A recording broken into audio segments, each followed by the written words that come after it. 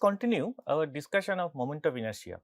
So far we have taken several examples, but all those examples were in 2D. Today let us take some examples in 3D, that is we are going to talk about moment of inertia of extended objects in 3 dimension. Now the difference between 2 dimension and 3 dimension is the following. In 3 dimension there are, in the most general case, we have to deal with 3 independent axes of rotation. In 2 dimension, if the mass distributed in only a plane such as my hand, and then this is rotating in the plane, then it is only possible axis is perpendicular to the plane.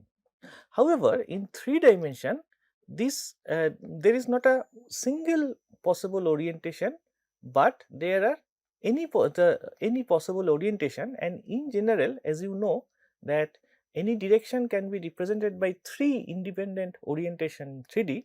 So, we are dealing with 3 independent axes of rotation, which means that there will be at least 3 components of moment of inertia.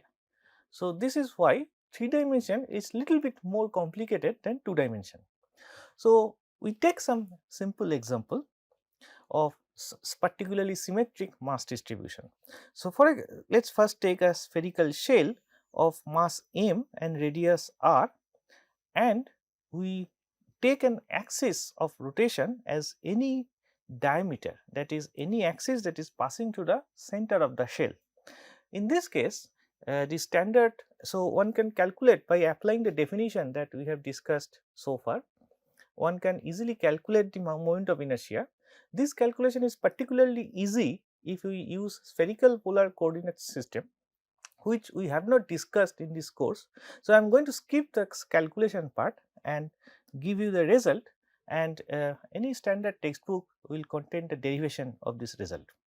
Probably you have already seen that derivation in high school level. And then we can also take another example, which is the right side, is that instead of a spherical empty shell, we can also take a solid sphere. It is a solid sphere of mass m and radius r. So, now the shape of the object is same, but it is the sphere is filled, not empty. So, we see that the answer, the moment of inertia, will be different. In fact, the moment of inertia is now smaller compared to the spherical shell. This reminds us of the analogous result in 2 dimension, where we saw that a filled disk has same mass and same radius have lower moment of inertia compared to a ring.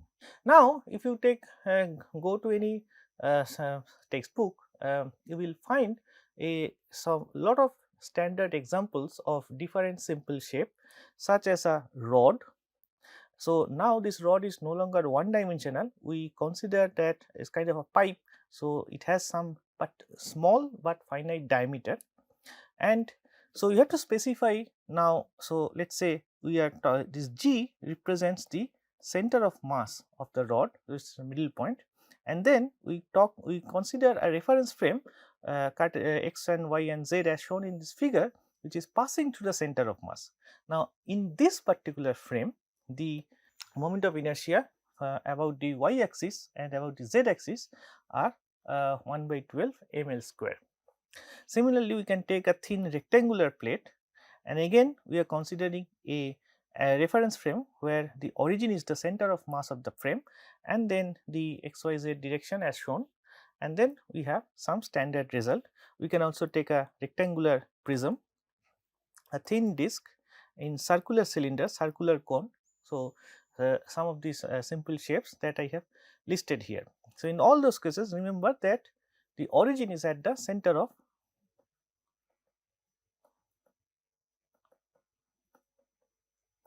So, there is some relation between calculation of moment of inertia and calculation of center of mass. Often we need to know calculate the center of mass position first to calculate the moment of inertia.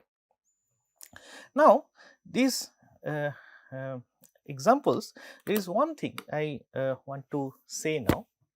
So, you see that here you can take an approach that okay, these values results are listed in the textbook.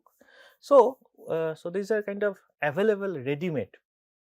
So, why should I bother to calculate moment of inertia myself?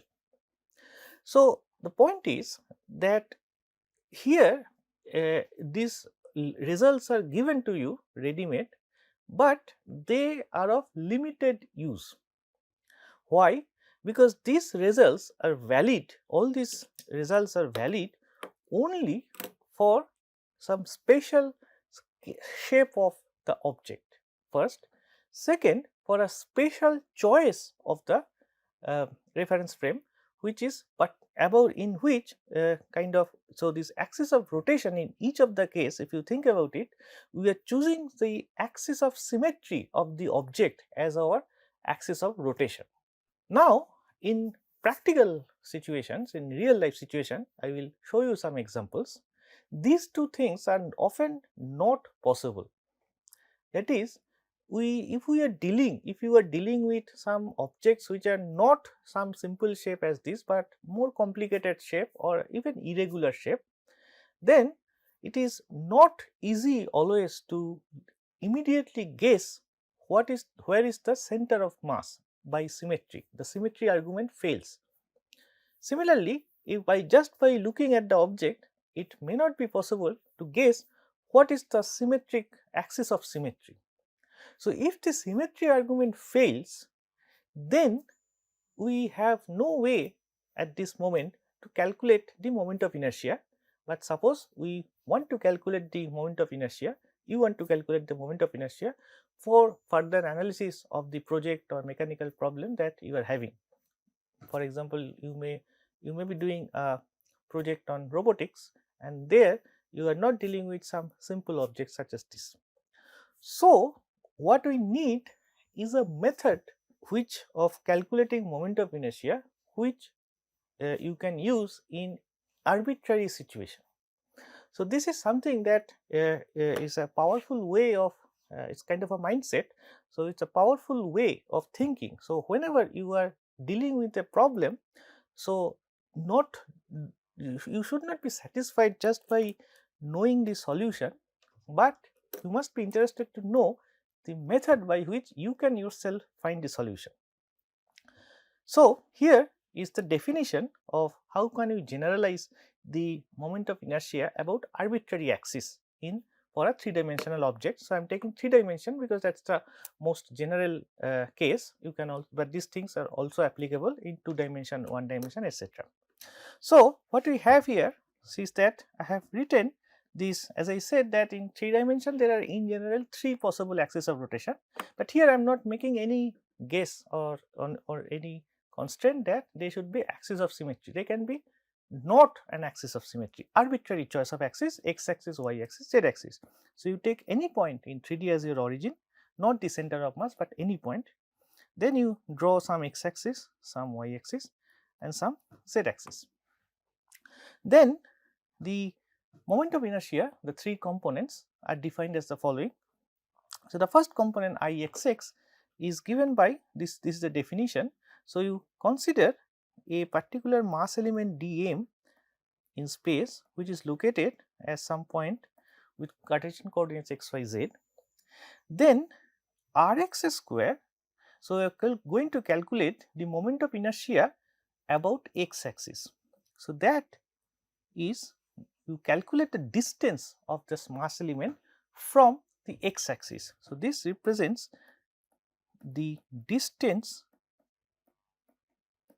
of dm from x axis, and from Cartesian coordinate geometry this is y square plus z square. Then you sum over all the mass elements available in the mass distribution. So, that is the integral. So, note that this is a 3-dimensional integral, it is a volume integral. So, it will be clear very soon. So, and similarly you can calculate the moment of inertia about y axis, and this is moment of inertia about z axis, analogous formula. So, this gives you a physical meaning. Now we understand what is this moment of inertia about x, y axis, y axis, z axis mean. It means that, so we want to know the spread of a mass. So we have a mass distribution, some arbitrary object, and we draw our reference frame, the x axis in our reference frame, and we want to know that what is the spread of that mass distribution from with respect to the x axis, which means we are looking at not only the mass but also the distance from the x axis. So, the combination of these two will give us the moment of inertia. So, this moment, this IXS, this measures the spread of the mass distribution about your axis of rotation. Now, note one important point, I have used two indices. The reason will be clear in coming few lectures. So, I just wanted to highlight that often in some textbooks you will find that the moment of inertia is about x axis, y axis, z axis are represented by a one single note index like Ix, Iy, Iz. I prefer to use two indices to sort of, so that when we discuss the our next concept, the product of inertia, which requires two indices, hence I put two indices here. The other point is that, so often in some another variation in the textbook you often find is that, suppose the object has a finite density, constant density, uniform density. So, rho is the density, that is, if the mass of the object is m and its volume is v, then m by v is rho and this is constant. Then this dm, remember dm is rho times dv, and then you can take this rho outside the integral and hence it will become a pure geometrical. So, the whatever integral presents is a pure geometrical property of the object and it is just a volume integral. So, now we see that this is, even though I have shown only one integration sign, but it is actually a volume integral. So, we are doing three integrations. So, let us now take an example, and in this example even though this is a example with a planar object, a lot of aspects about moment of inertia calculation and various tricks will be evident I am going to use in this example. So, you can so pay attention to through this example. So, here is kind of a practically important example, because here we want to calculate the moment of inertia not of a simple shape, but a combination of simple shape. So, the composite object. So, remember it is analogous to what we did earlier to calculate center of mass. So, it is something similar. Here also we are going to calculate, instead of center of mass location, we are going to calculate the moment of inertia of the shaded, the blue shaded region. So, the blue shaded region you cannot describe as some simple shape, but you can think of it as the rectangular plate, which is a simple shape for which moment is easy to calculate moment of inertia, and a hemisphere. So, then you can sort of see, so the idea is that we calculate the moment of inertia of this plate and then we calculate the moment of inertia of this hemisphere or semicircle and moment of inertia of this rectangular plate. Then we get the moment of inertia of, if you subtract, then we get the moment of inertia that we desire. So, here let us compare with moment of inertia and mass. There is a crucial difference. Difference is the following. In the case of a mass, we can always take a mass, and if we scoop out this portion, then the mass of this rectangle minus the mass of this semicircle is going to give us the mass of the composite object as shown in the figure. However, moment of inertia not only depends on the mass of an element, but also the distance from an axis, which means that this subtraction you can only do if you are calculating all moment of inertia in the same reference frame about same origin and axis of rotation. So, this is something you should keep in mind. Only then we can do this simple subtraction. Okay, so let us proceed. So, first let us do the calculate the moment of inertia of the rectangular plate. So, this is our origin and let us say this is B and this is H.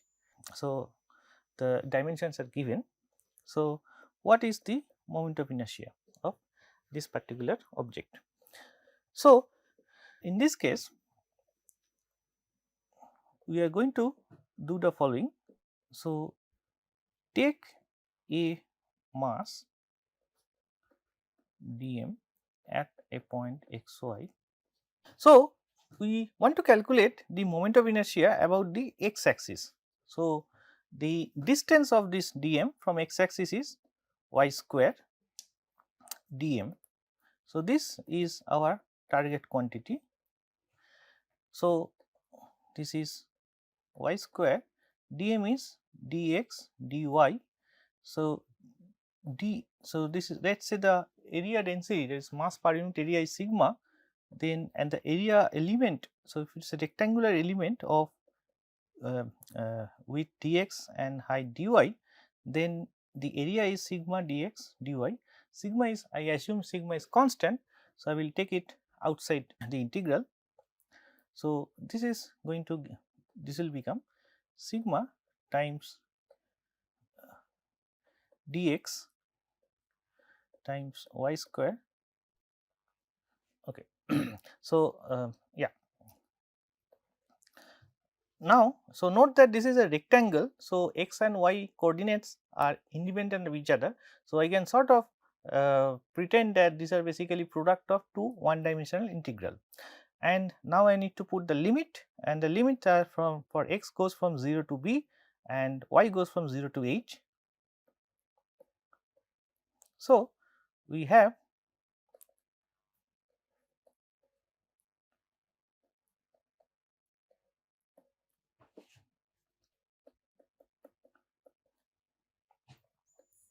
for the rectangle.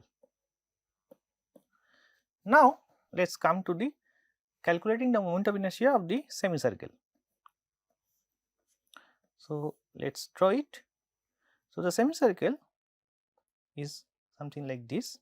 So, from this point is at the point b by 2 and this is h. Now, for the semicircle, we in our list we did not probably calculate the moment of inertia of the semicircle. So, note that we want, the problem asks us to calculate the moment of.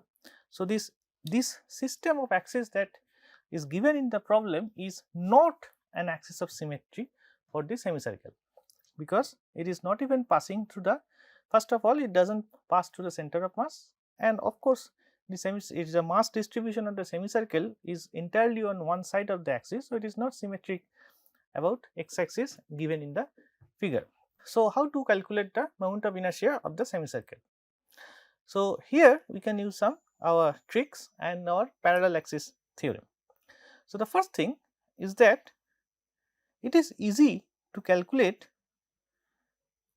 Let us say if we, instead of semicircle, so this is our first step, instead of semicircle, if we have a full circle, a solid disk filled circle, in that case we know and we consider an axis which is parallel to the x axis. Let us call that a prime. Now, about this axis and this semicircle, this filled circle. So, this is the filled circle, this is the filled semicircle. This we know, or in our result it is given. So, the moment of inertia, so let us call that this point as C. So, I x x about C, where let us call that, let us say x and x prime. So, x prime about c, this we have seen before, this is 1/4 the mass times the radius of the circle r square. Now, if we about the same axis, so this is about x prime passing through C, which is the center of the circle. So, if we have a full circle, center of the circle is the center of mass by symmetry. Okay. So, then if I take now cut the upper half, then for the rest of the half about the same axis, we can simply say that this is just of the for the semicircle. So, this is for the full circle, let us call it I prime, and this is I x prime c about the semicircle about the same center and same origin and same axis will be half of 1/4 m r square, by symmetry is just half of the full. So, this is 1/8 m r square. But now C is not the center of mass of the semicircle. So, it is clear that the center of mass is no longer at this point, but it will be somewhat down, somewhat to the middle, because this is a point about which the semicircular mass distribution is more or less kind of balanced about it. It is kind of a center of the semicircular mass distribution. So, it is somewhat lower. So, let us call this point as Cm of the semicircle. Now, this we have calculated the center of mass of a quarter of a circle in one of the earlier lectures. So, I am not going to show, you can generalize that that result. I am going to use that result, but it is easy to show that the center of mass will be located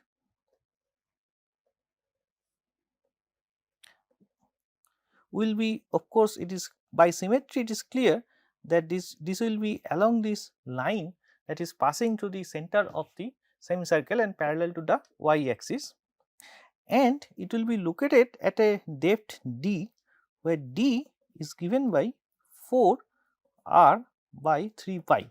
So, this is some analogous to the result we derived calculated in some other earlier problem. So, then the center of mass, its coordinate, that is its distance from the x axis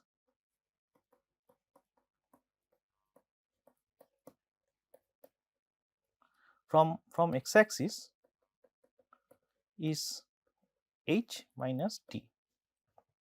Okay. So, now if we can apply parallel axis theorem,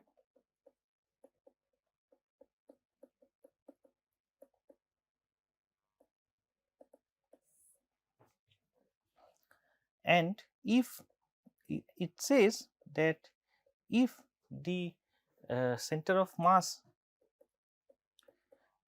if we take an axis, so let us draw the picture again in a zoomed in way. So, we have taken this axis and calculated this the moment of inertia. Let us take another axis, and remember that this is our original x axis about which we are supposed to calculate the moment of inertia. Now, we take another axis which is parallel to x axis and passing to the center of mass. So, parallel axis theorem says that means the moment of inertia about the axis x1 prime, which is passing to the center of mass, is given by the Ixxc minus m d square, which is 1/8 m r square minus m d square. but we are not finished because we have to, our target axis is the x axis. So, again we can apply parallel axis theorem and calculate the moment of inertia about our target axis now, which is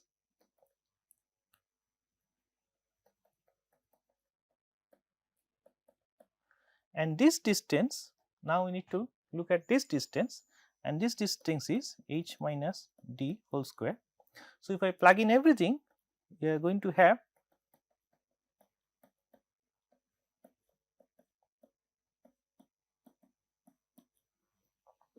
and then we are going to have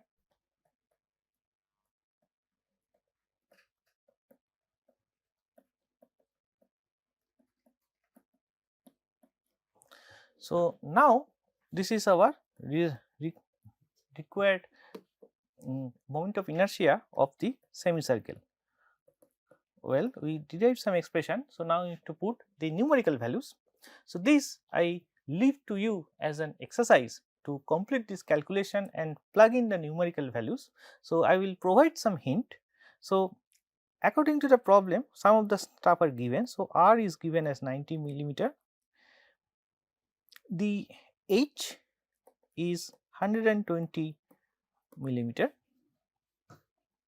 Now, the mass you can calculate to be, so D we have just mentioned this, and you can show that this turns out to be about 38.2 millimeter. Then our H will be H minus D will be 120 minus 38.2, which will be about 81.8 millimeter. Now, we need the M. M is the mass of the hemisphere. So, mass of the hemisphere is, if the density is sigma times pi r square by 2. So, let us assume that sigma is 1 gram per millimeter square.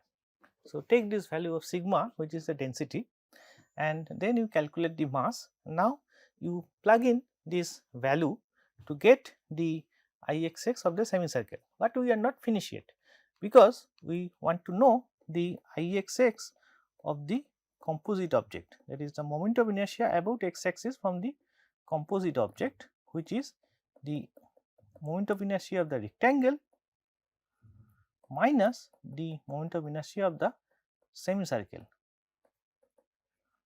So, we have derived the value of moment of inertia of the rectangle and the moment of inertia of the semicircle here. So, take the difference and show that okay. So, there is a unit, it should be show that you check the numerics, then you indeed get this, whether you get this particular value.